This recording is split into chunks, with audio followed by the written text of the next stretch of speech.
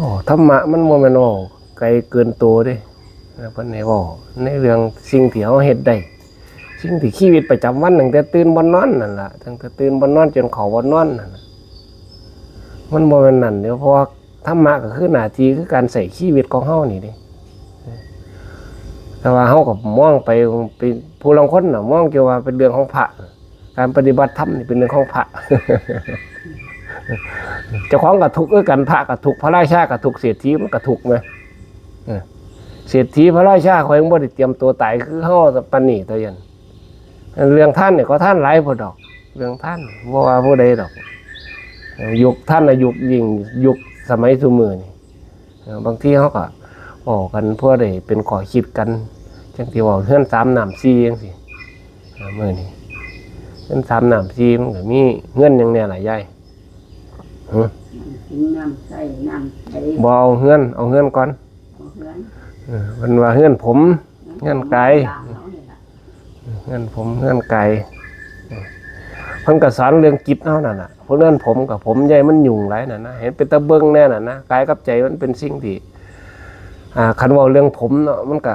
สิมาหาเรื่องตัวกูของกูก็ยังหลวงปู่พุทธทาสเพิ่นว่าไว้นั่นน่ะเพิ่นก็บ่อยากให้เฮาเฮ็ดเรื่องพวกนี้เนาะเรื่องเฮือนกายเฮือนผมกายกับใจมันเป็นของคู่กันเพิ่นก็เว้าในเรื่องสองอย่างนี่แหละเรื่องกายเรื่องผมเฮ็ดเฮือนนอนส่วนใหญ่ก็เฮือนนอนนั่นดีผู้เฒ่าเก่าเพิ่นเว้าไว้ดีเพิ่นสอนพระก็ได้เพิ่นสอนไว้ว่าเบิ่งวัดให้เบิ่งโบสถ์เบิ่งสาวโสดให้เบิ่งครัวเพิ่นว่าคันเบิ่งผัวเบิ่งเมียนี่ให้เบิ่งยามเจ็บยามไข้ยามป่วยเพิ่นว่า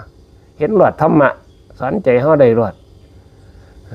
เบิ่งโบสถ์เพิ่นก็ว่าเบิ่งฐานนั่นน่ะเบิ่งวัดเบิ่งฐานเบิ่งสมภารนี่เบิ่งเน้นน้อยจังซั่นนะเบิ่งฐานกับเบิ่งสวมนั่นน่ะเขามาวัดก็เบิ่งเข้าไปเบิ่งสวมเบิ่งหยังงามแน่พิจารณาทำความสะอาดบ้านเป็นบ้านหรือว่าเป็นหยังทุกข์ยากหยังต่างๆมันก็สุขเฮาก็ไปอยู่กับบ้านนั่นน่ะวัดคือกันวัดนี่มันเป็นสถานมณีลมมณียาเด้ยายเป็นสถานแห่งดื่นลมแห่งจิตแห่งใจผู้ใดเข้ามาล่ะอยากมาคือความทุกข์ความสุขต่างๆนี่มันสิระบายออกเพิ่นว่ามันสิว่างเกได้คันเขามาเห็นพระพุทธรูปเห็นหยังแล้วมันนี่จิตใจมันสิเปลี่ยนคนแต่ผู้บ่เข้าใจก็เพราะทำนั่นล่ะว่ายังคือเพิ่นว่าล่ะคันเขาวัดโอ้ยไปวัดกูไปซุมื้อไปยังล่ะย่างไกลไปเกี่ยวหญ้าบ่ได้ไปเกี่ยวหญ้าวัดไว้งัวไปซุมื้อมันก็เป็นเพราะว่าคนบ่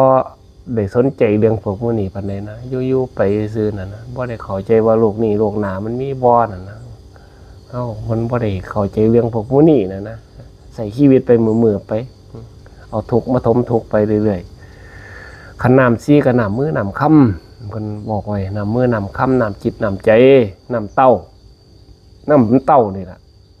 น้ำมือน้ำค่ำคือที่เข้าใจดอกเนาะเป็นคนมีเมตตากรุณามีความบอก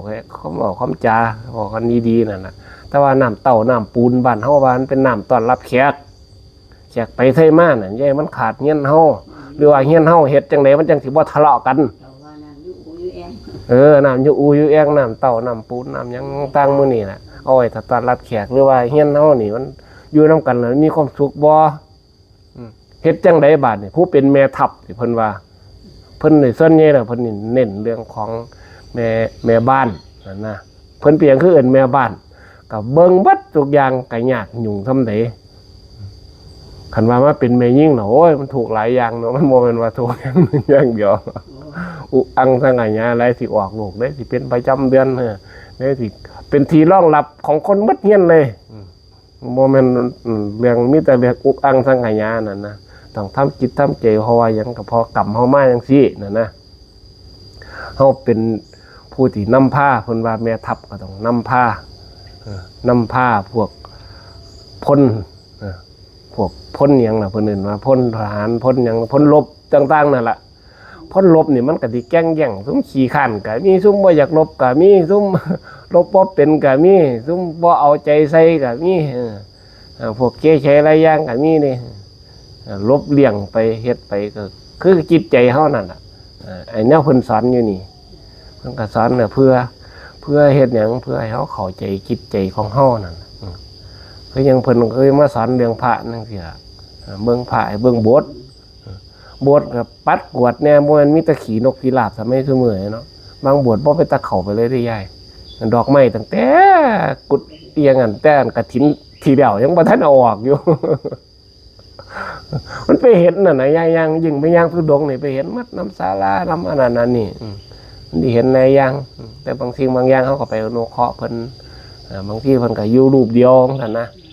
เห็นศาลาเพิ่นหกเพิ่นหยังเขาก็ไปพักอยู่นะเขาก็ไปปัดไปกวาดใส่เพิ่นเป็นห้องน้ำเป็นหยังที่เขาก็เฮ็ดนี่ยังเฮ็ดเนาะก็เฮ็ดซอยไปส่วนใหญ่มันก็มีแต่จังซั่นน่ะมีแต่วัดสมัยซุมื้อนี่มันก็แต่วัดห้างหมดแดงห้างเบิดนั่นล่ะมีแต่วัดนี่มันพระน่ะมีรูปเดียวมี2รูปคือเพิ่นว่านั่นล่ะยายมีรูปเดียวพอได้เหี่ยวใส่วัดนี่มี2รูปพอได้ปรงอาบัติอยู่นํกัน แต่ก็เฮ็ดไปเพราะว่ามันเป็นยุคการสมัยที่เฮาเพิ่นเตือนไว้เตือนสิ่งพวกนี้ล่ะเรื่องเฮียน3น้ำ4เฮาก็ได้ยินได้ฟังบ่อยๆอยู่ดอกพอได้เตือนตนนั่นล่ะพอได้เตือนกายเรื่องหยังก็ดูแลรักษามันเฮาอยากอยู่โลกใบนี้ดีกายกับใจมันเป็นของคู่กันก็ดูแลรักษาบ่แม่นเอางามตั้งแต่เอาดีผู้ลางคนเนี่ยไม่อยากแต่น้ำคิวได้ยายเฮาก็เห็นเฮาออกโทรทัศน์คิวเดียวนี่เป็นแสนก็มี ซักแล้วซักอีกถอดเขียนแล้วเขียนอีก